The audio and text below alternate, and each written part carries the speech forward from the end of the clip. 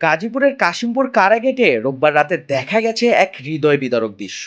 এক মায়ের জীবনের শেষ ইচ্ছা পূরণ হলো বিচারাধীন বন্দি ছেলেকে শেষবার দেখার মাধ্যমে।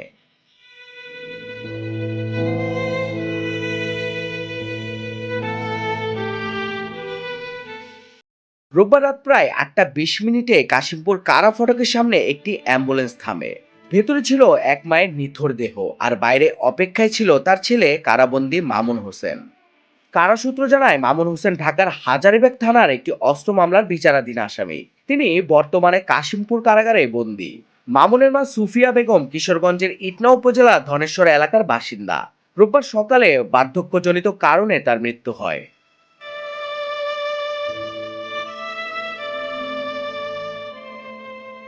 মৃত্যুর আগে তার শেষ ইচ্ছা ছিল একবার নিজের ছেলেকে দেখা। মায়ের সেই শেষ ইচ্ছা পূরণ করতে মরদেহ নিয়ে কারাগারে আসেন পরিবারের সদস্যরা। বিষয়টি জানানো হয় কারা কর্তৃপক্ষকে। আইজিপি প্রিজন অবহিত হলে প্রয়োজনীয় অনুমতি সাপেক্ষে কাশিমপুর ২ কারাগার কর্তৃপক্ষ মানবিক সিদ্ধান্ত নেয়।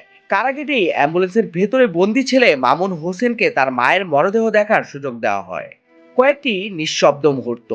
এক ছেলে দাঁড়িয়ে থাকেন তার মায়ের সামনে, যেখানে কোনো কথা নেই, শুধু শূন্যতা। আইনের শাসনের মধ্যেও যে মানবিকতার জায়গা থাকে, এই ঘটনাই তার এক বাস্তব উদাহরণ।